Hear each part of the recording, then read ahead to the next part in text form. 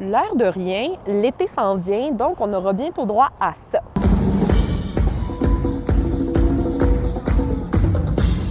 Et pendant qu'on prévoit notre agenda pour ne rien manquer, les organisateurs de festivals, eux, prévoient la programmation, le site, l'hébergement, la location de matériel technique, mais surtout le budget. Il n'y a aucune prévisibilité en culture, donc c'est toujours de recommencer un petit peu à la base. La culture, c'est toujours à rebâtir année après année. Ils doivent composer avec des subventions et des réponses qui arrivent tard dans la planification. L'an dernier, à pareille date environ, on recevait des mauvaises nouvelles. On s'était fait couper, en fait, pas renouveler les financements majeurs qu'on avait du Conseil des arts et lettres. Ce qui a mis, honnêtement, Colline, on a pensé annuler la programmation. On s'est dit, on peut pas. Tu sais, Lac Mégantic a besoin d'un festival. C'est le seul grand événement majeur dans un quand même grand périmètre là, dans la MRC du Granit en Estrie et on a un taux d'achalandage touristique qui est extrêmement imposant. Là, on parle de 66% l'an passé.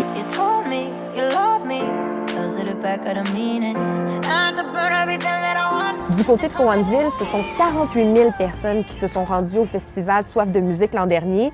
Donc, on peut dire que ce sont des événements non négligeables pour l'économie locale et que les gens sont au rendez-vous. Les 5 jours du festival, selon nos études, c'est 1,8 million en retombées pour Cowansville seulement. Mais il y a quelques semaines, Radio-Canada rapportait que les festivals en région ont de la difficulté à garder la tête hors de l'eau. Depuis 40 ans, il y a eu une explosion de festivals. Mais là, les programmes de subvention n'ont pas suivi tout le temps. Puis aussi, il y a beaucoup de critères, notamment au fédéral, qui sont vraiment encore ajustés en termes d'avantager certains gros festivals. Il y a d'autres défis qui s'ajoutent cette année, comme l'inflation et la guerre commerciale avec les États-Unis, mais il y a des solutions pour mieux prévoir le budget, comme par exemple faire des ententes avec d'autres événements pour le prêt de matériel ou encore mettre en place des ententes de subventions sur 3 ans. Juste au moins de savoir que j'ai X montant par année, pas repartir à zéro à chaque début de saison, ça serait déjà un gros plus. Mais bonne nouvelle pour les organisateurs, dans le dernier budget présenté par Québec, 544 millions de dollars sont prévus